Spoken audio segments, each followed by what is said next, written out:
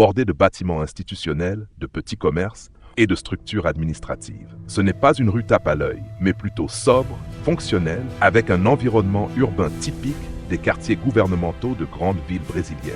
Trottoirs en béton, arbres épars, peu de circulation nocturne et une atmosphère souvent calme le week-end. La banque centrale s'y trouvait dans un immeuble relativement discret, sans signalisation ostentatoire, bien sécurisé de l'extérieur. Voilà, mais entouré d'autres bâtiments qui ne faisaient pas forcément l'objet de grande surveillance. C'est cette relative discrétion et accessibilité qui a été exploitée par les braqueurs en août 2005, lorsqu'ils ont creusé un tunnel de 68 mètres à partir d'une maison située dans un quartier résidentiel voisin. Préparation du braquage de la Banque centrale du Brésil à Fortaleza. Planification minutieuse et longue durée. Les braqueurs ont planifié ce casse pendant plusieurs mois, voire plus d'un an. Ils ont d'abord étudié l'architecture du bâtiment, la sécurité, les routines des employés et les points faibles.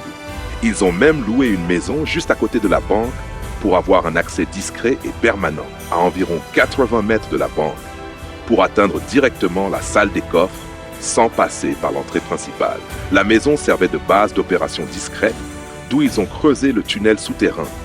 Ils ont aménagé une pièce spécialement pour commencer le creusement, avec une trappe camouflée au sol permettant d'accéder au tunnel. Stockage du matériel. Ils y ont entreposé tous les outils nécessaires au creusement. Pioches, barres à mine, sacs pour transporter la terre, lampes, masques et autres équipements indispensables. Le tunnel produisait une grande quantité de terre et de sable. Dans la maison, ils triaient, stockaient, puis évacuaient discrètement ces déblais pour ne pas éveiller les soupçons des voisins ou des autorités. Certains membres de l'équipe utilisaient la maison pour se reposer, se coordonner et planifier les étapes suivantes du braquage. La maison avait l'air d'une habitation normale, voire même en rénovation, ce qui aidait à masquer les activités souterraines. Ils évitaient tout bruit excessif ou comportement suspect. En résumé, cette maison était la centrale nerveuse du braquage, un lieu stratégique où se déroulait toute la préparation physique et logistique du tunnel dans le plus grand secret. Ce tunnel mesurait environ 70 mètres de long, avec une hauteur et une largeur suffisantes pour que plusieurs personnes puissent circuler. Ils ont également évité toute violence et confrontation directe. Organisation de l'équipe. Chaque membre avait un rôle précis. Creusement, surveillance, logistique, transport de l'argent, communication. Certains se sont même fait passer pour de simples artisans ou employés pour éviter d'attirer l'attention. Timing parfait. Le braquage a eu lieu pendant un week-end, quand la sécurité était moindre, et ils ont su exploiter ce moment pour s'infiltrer dans la banque et accéder au coffre principal. Sortie et fuite organisée. Ils avaient préparé plusieurs véhicules pour transporter les millions dérobés et avaient planifié leur fuite pour éviter la police, notamment en brouillant les pistes. Sous la ville, le casse du siècle au Brésil. Sous les rues de Fortaleza, un plan se tisse dans le silence. Il n'y a pas de fusillade ni de course-poursuite. Il n'y a que des hommes et un tunnel. Mais ce tunnel ne mène pas seulement vers la Banque centrale. Il mène à l'histoire, à l'audace et à la légende. Un tunnel, c'est plus qu'une simple cavité. C'est un espace clos, un chemin étroit entre le visible et l'invisible. Un labyrinthe sous terre où des criminels en apparence invisibles trouvent la liberté. C'est une métaphore de l'illusion de la sécurité dans un monde où chaque mur peut être percé. Bruit de marteau, chuchotement dans la pénombre, entrecoupé de bruits métalliques de clous et vis. Tout plan nécessite un chef d'orchestre. Dans ce cas, c'était Luis Fernando Ribeiro, un ancien ingénieur civil avec une formation en géotechnique. Lui n'était pas un criminel de bas étage. Il avait l'intelligence d'un stratège et la patience d'un artisan. Mais surtout, il avait un rêve, celui de déjouer les systèmes de sécurité et de montrer au monde que l'ingéniosité peut vaincre n'importe quelle barrière.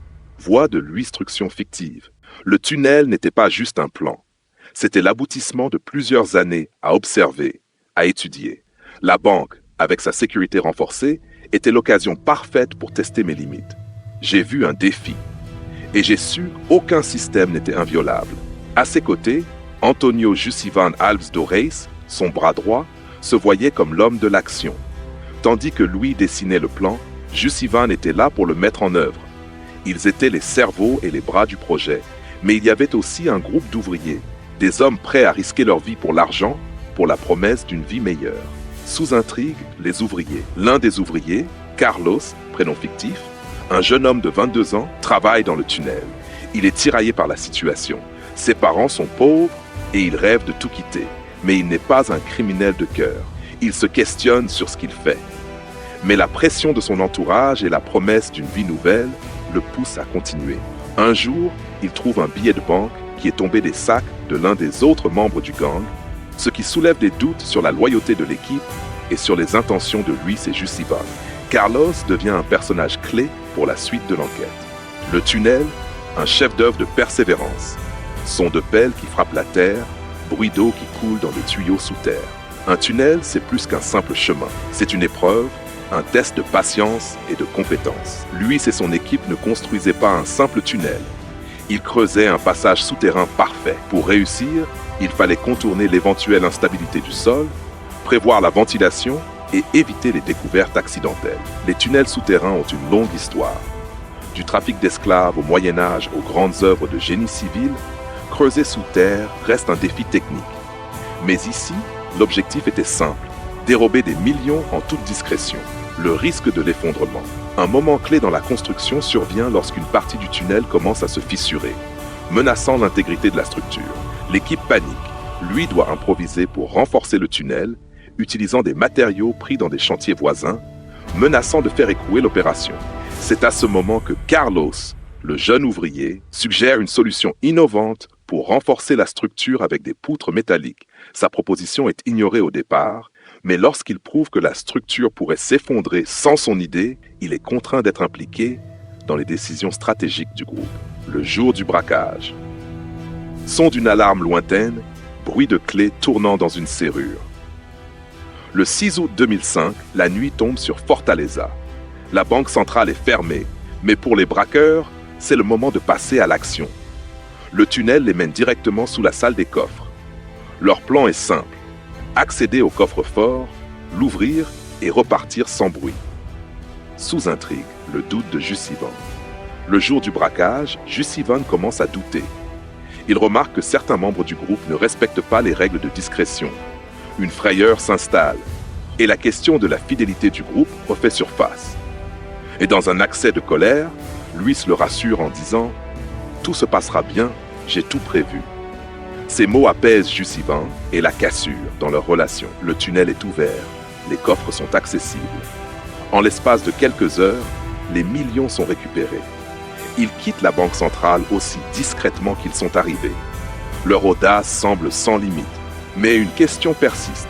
Comment ont-ils pu contourner les systèmes de sécurité les plus avancés du pays? La découverte. Son d'un téléphone qui sonne, alarme de sécurité, bruit de pas précipités. Le lundi matin, les employés de la banque centrale découvrent l'impensable. Les coffres sont vides. Le vol est silencieux et pourtant, il n'y a aucune trace visible. Aucune alarme déclenchée. C'est comme si l'argent avait disparu dans l'air. Sous intrigue, l'enquête commence. Une jeune détective, Mariana, est appelée sur les lieux du crime. Elle remarque immédiatement des détails qui échappent à ses collègues.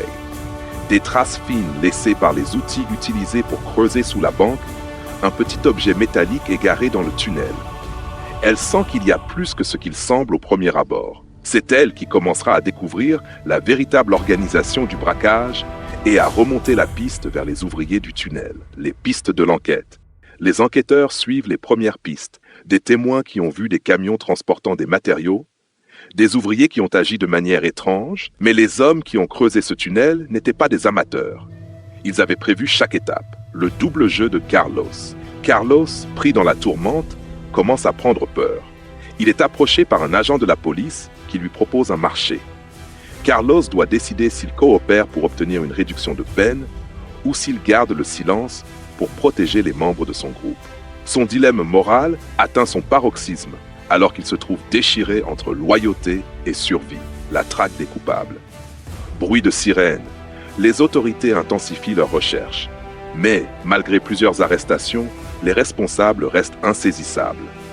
Jussivan et Louis disparaissent dans la nature, avec une partie de l'argent. Le gang se désintègre lentement sous l'effet des tensions internes, mais des rumeurs persistent.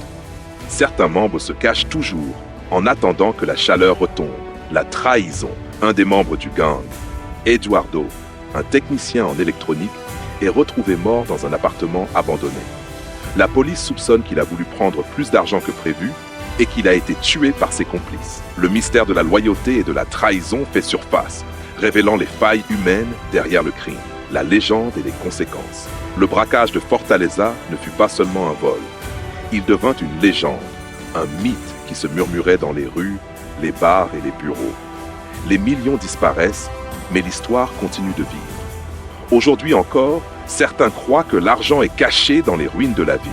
Le mythe et la vérité. Mariana, la détective, découvre un compte bancaire secret, soupçonné d'être celui de Luis Fernando Ribeiro. Mais l'argent est introuvable, comme si tout avait été soigneusement effacé, comme un rêve brisé sous la pression du temps. Le mythe du casse du siècle. Des années après, le mystère du casse du siècle reste irrésolu. Les dernières traces mènent à une impasse. Le tunnel a été rebouché, la Banque centrale a renforcé sa sécurité. Mais dans le cœur des Brésiliens, dans les ruelles de Fortaleza, la légende demeure. Ce braquage, plus qu'un vol, révèle la fragilité des systèmes, la fragilité des certitudes. Un tunnel, un rêve et une équipe de criminels dont les rêves ont été anéantis par leur propre ambition. Merci d'avoir regardé cette histoire réelle jusqu'à la fin. Si elle vous a touché, ému ou fait réfléchir, abonnez-vous dès maintenant pour ne pas manquer les prochaines. Ici, chaque semaine, des récits vrais, forts et inspirants vous attendent. Likez, commentez, partagez et surtout, activez la cloche pour ne rien rater. Histoire réelle. Parce que la vie écrit les plus belles leçons.